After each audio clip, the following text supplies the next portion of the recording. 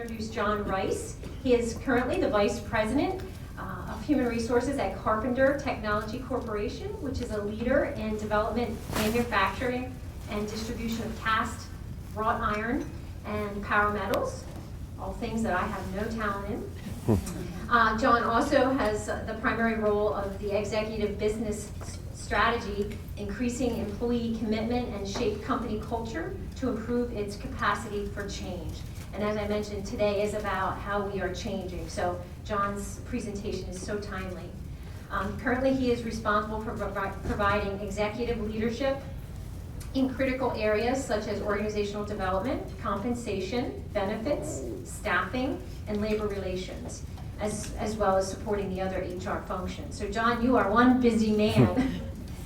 Before joining Carpenter, he was at Tyco for 9 years and had various roles in human resources. And then, as I mentioned, he also worked for other companies such as Blue Cross and Blue Shield of Maryland, Honeywell, Mobil, and so forth. John, in addition to his current career, John has a bachelor's degree in political science. He holds a master's degree in industrial relations from West Virginia University. He is also certified in a range of psychometric tools, so I limited my conversation with him. I don't want him to get to know me too well. And human resource technologies and certificate in organizational development from the National Training Laboratories Institute. He's currently a member of the Human Resource Committee for the Caring Foundation, which is a wonderful organization we've worked with for years, dedicated to supporting people with addiction. Also is a member of the board of trustees at the Hunterdon Healthcare Systems. So, John, we're so excited to hear your presentation this morning, so I am going to hand it over to you, sir. Thank you very much.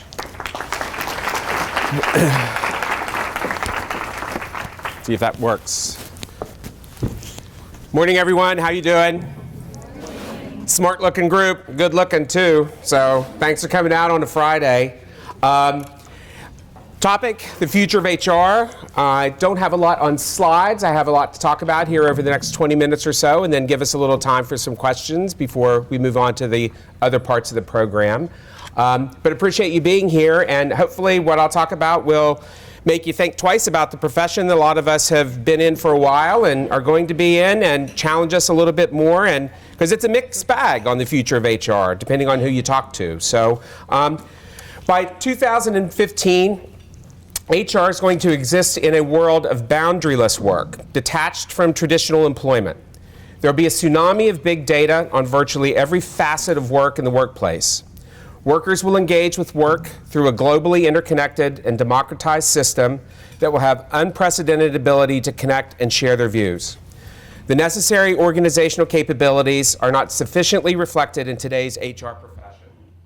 Indeed, even the label human resources in today's most advanced HR competency models, operating structures, and deliverables will fail to capture the necessary evolution.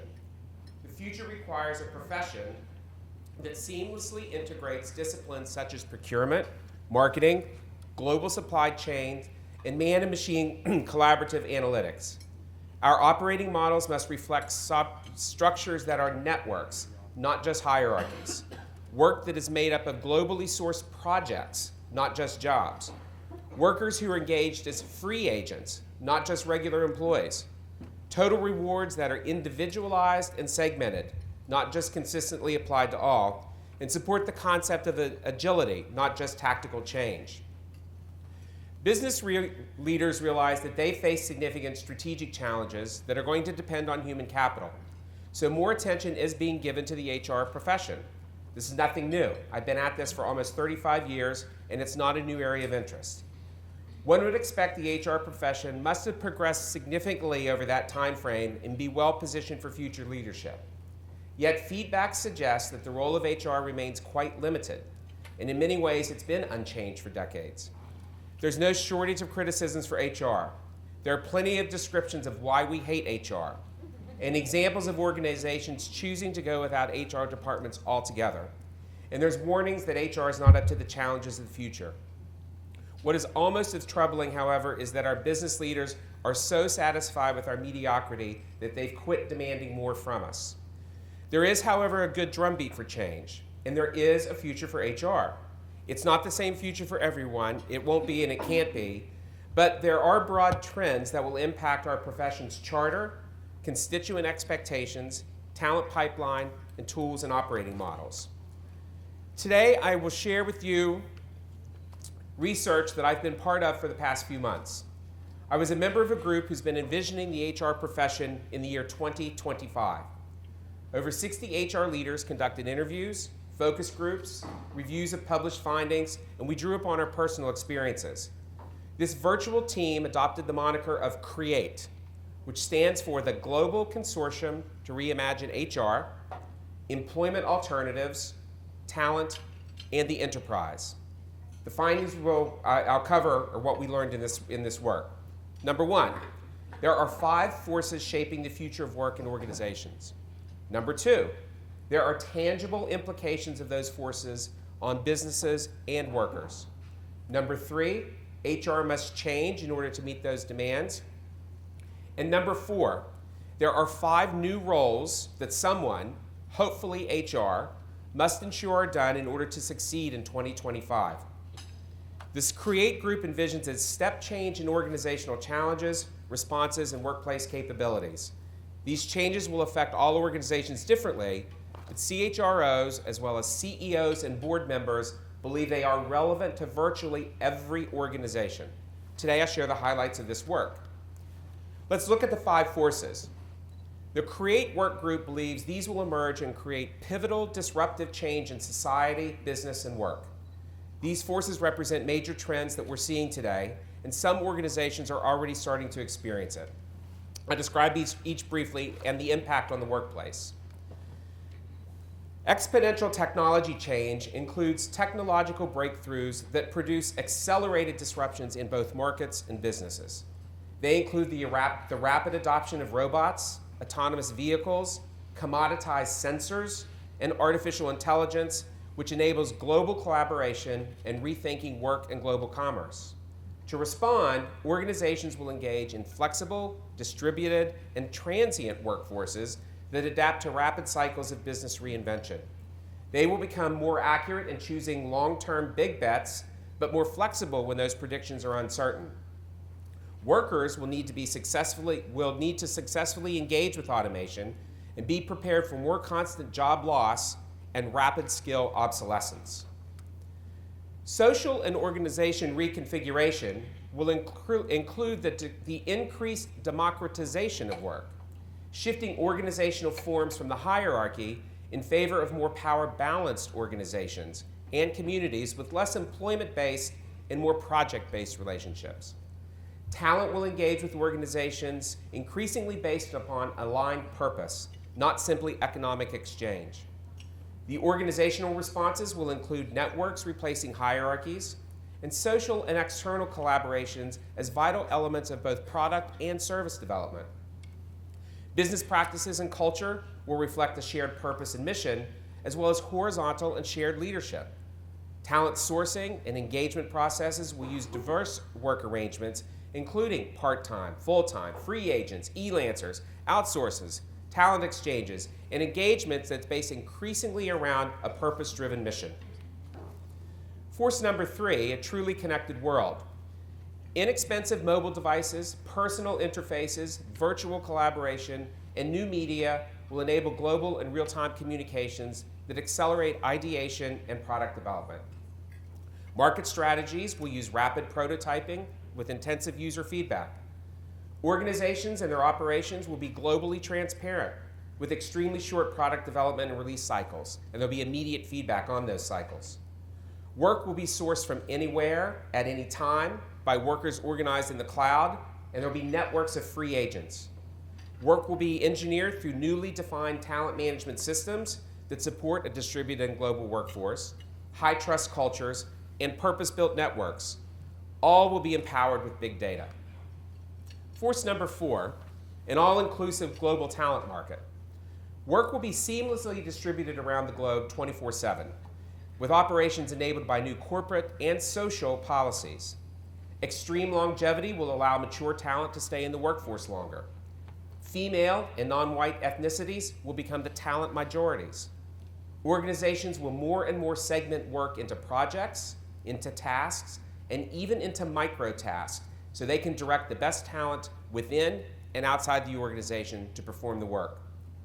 Leadership and engagement will evolve to address highly varied and differentiated cultural preferences in policies, practices, work designs, pay, and benefits.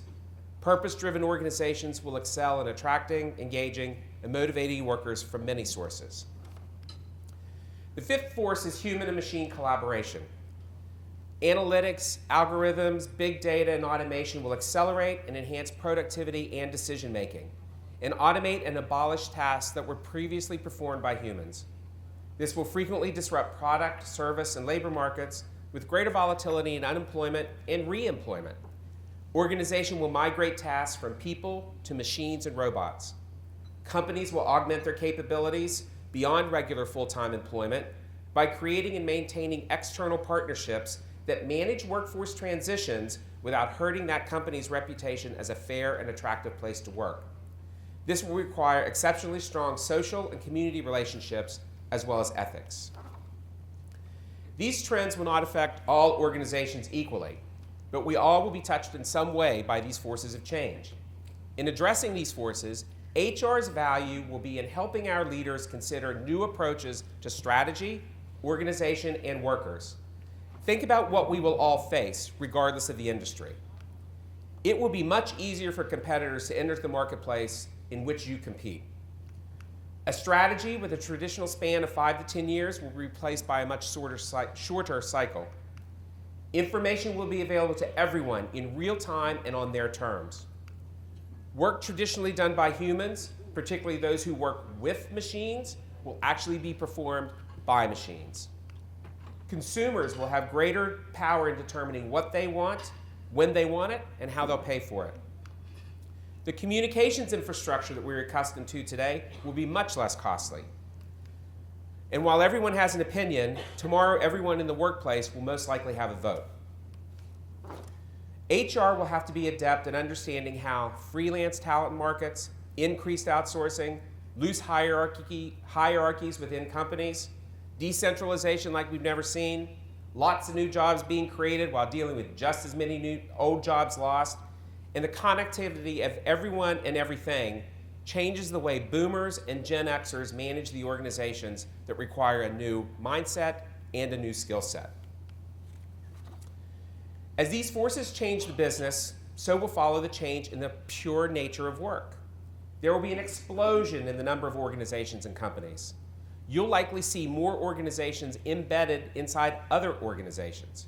Work will be organized more and more around projects. Workers will be highly informed, given the connectivity and the availability of information. Workers will be able to innovate on their own without the need to be told to do so. The notion of a purpose-driven organization will drive the talent pool's interest in leaving or joining you. You will no longer lead from the top, but more and more leadership will come from the side.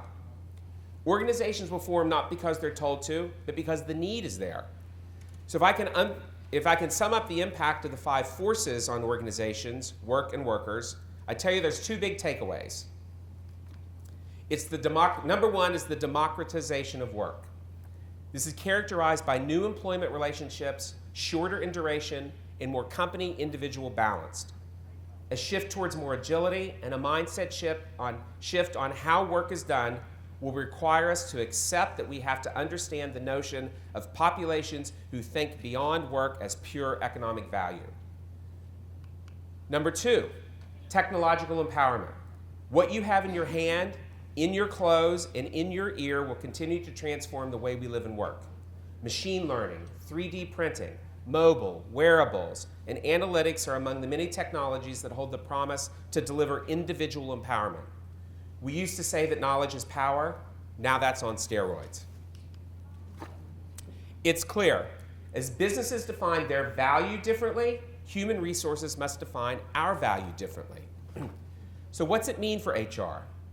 Do we have a new charter? Do we have a different role?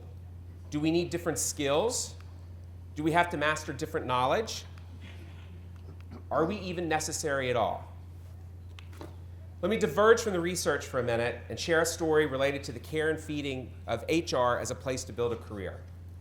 As part of this research, there was a focus on talent, on the pipeline of talent for HR. Where does it come from? What will they need to be capable of doing? Everyone involved in this research pointed out the fundamental need to change the talent pipeline in HR.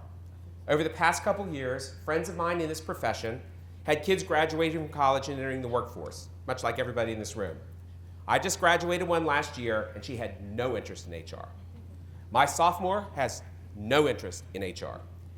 Some of the children of these participants in this research had degrees from top-notch universities specializing in the field of HR, industrial relations, organizational behavior, or industrial psychology, and their kids had begun careers as HR professionals.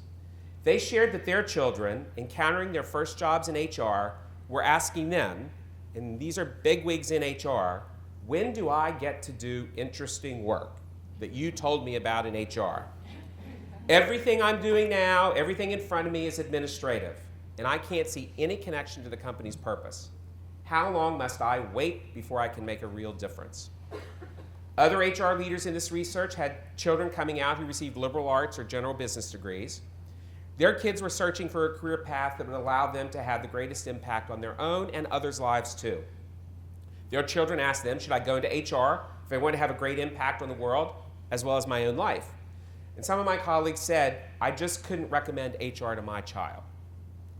Personally, I was very fortunate to work for companies who created HR leaders. My staff may disagree with that, but personally, I was very lucky. They created the environment for HR professionals to grow and flourish. But the HR profession in general does not provide those experiences and capabilities systematically or consistently enough. So as a result, we can't really be sure if the best and brightest choose HR, will they gain those capabilities to address future organizational challenges if they are in the HR profession. Therefore, we run a great risk of not growing the talent we need to meet the expectations for HR skills. How should the capability and talent pipeline of today migrate to one that's sufficient for the future? This was the question the CREATE team tackled by reviewing competency frameworks, emerging research on what distinguishes the most accomplished leaders inside and outside of HR, and through focus groups and interviews with a variety of HR and organizational leaders, including board members. Here's what we learned might be the most critical capabilities over the next decade. Capability number one, trend forecasting and change leadership. Business and HR leaders need to anticipate trends and then proactively lead change so organizations can thrive in the new world of work. One critical skill will be the ability to analyze diverse sources of data and develop insights, providing sense-making with strategic recommendations that can guide CEOs, boards, and organizations. HR must shift our mind from change management to change leadership and foster truly agile leadership. Capability number two, talent sourcing and community building. Talent management will move beyond our current view of company boundaries to include an extended workforce, including those who will come together to deliver work outside a regular employment relationship, such as e-lancers, contractors, and partners. Sourcing and recruiting must evolve to develop relationships over an extended period of time, leveraging global talent pools and using crowdsourcing or technology-enabled channels. HR leaders have the opportunity to serve as connectors, orchestrators, and brokers of a constantly evolving talent marketplace, bringing unique and innovative solutions to best match the demand and supply of skills and capabilities. Capability number three, performance engineering.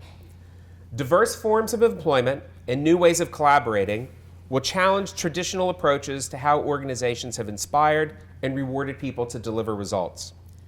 Business practices will need to truly optimize talent and create less hierarchical, non-employment relationships. Organizations will need to apply a market segmentation approach to develop highly personalized deals for individuals that are still considered fair and equitable across a global framework. Capability number four, culture and community activism. We will continue to shift away from legacy, company-centric views of the world, and this will direct us toward an ecosystem of stakeholders, including customers, vendors, current and future employees, be they freelancers, partners, or shareholders. Company brand and reputation management strategies will shift from being externally focused to engaging employees and the larger talent ecosystem, as companies realize that employees are still the best brand ambassadors. While corporate social responsibility will remain critically important, employees will want to bring their whole selves to work in a very different way. They'll want to share their knowledge and skills beyond simply building houses or serving the less advantaged in limited volunteer engagements. They will want their personal contributions outside and at work to serve a greater good, and they want constantly to experience personal in addition to professional growth. They will want to craft employment to leverage their own strengths while also enabling them to have an impact on social capital priorities. Capability number 5, service delivery and contracting. The influence of technology will increasingly present options for work to be deconstructed and delivered by diverse talent pools anywhere at any time. This will change the landscape of human capital contracting and service delivery as we contend with new practices, regulations, and governance. Private and public partnerships will emerge to shape new ways of global working with transparency and equity as the key themes. Ensuring HR is capable of mastering these capabilities, the CREATE team believes that they will be included in new roles that will emerge over the next decade. These roles may be embedded in the HR profession of the future, but they don't necessarily have to be done by HR. As I describe them, you'll see they reflect a profession in HR, however, with boundaries that extend beyond our traditional thinking of the role. The first role is the organizational engineer. This role is expert in facilitating virtual teams, developing leadership wherever it exists, and talent transitions. She's an expert at talent and task optimization. She's the knowledge resource on principles such as agility, networks, power, and trust. Role number 2. The virtual culture architect is a culture expert, advocate, and a brand builder. She connects current and potential workers' purposes to the organization's mission and goals. She's adept at the principles of values, norms, and beliefs articulated virtually and personally. Role number 3. The global talent scout, convener, and coach masters a new talent platform and optimizes the relationships among workers, work, and the organization using whatever platform is best. That platform might be through a free agent, a contractor, a regular employee, or an e-lancer. She's a talent contract manager, talent platform manager, and a career coach. Role number 4, the data, talent, and technology integrator is an expert at finding meaning in big data and algorithms and how to design work that optimally combines technology, automation, and humans. The last role is the social policy and community activist. This role creates optimal synergy between goals that include economic returns, social purpose, ethics, sustainability, and worker well-being. He influences beyond the organization, shaping policies, regulations, and laws that support the new world of work through community engagement. To sum it all up, there is a dilemma for those of us in this field. The profession that today is known as HR has reached its tipping point. While the profession has an admirable history and continues to progress at a strong pace, that pace of change is simply not fast enough nor disruptive enough to meet the strategic, social, and workplace requirements of 2025, only 10 years from now. Constituents want and they deserve more, even as they struggle to articulate how to bridge from today's HR to the new capabilities. HR professionals know we are making important contributions to our organizations, yet we also know that today's contributions are rapidly falling behind the impact they must have in the very near future. The future I've described here today is already a reality for some organizations, and it will be a reality in some way, shape, or form for all of us very soon. It's the future. So thank you very much for your time today, and keep this in mind as you go back to the office later today or Monday. There is widespread and collective recognition that HR has both the enormous potential to contribute as well as a need to rethink and accelerate our evolution in order to keep pace. Let's not throw that opportunity away.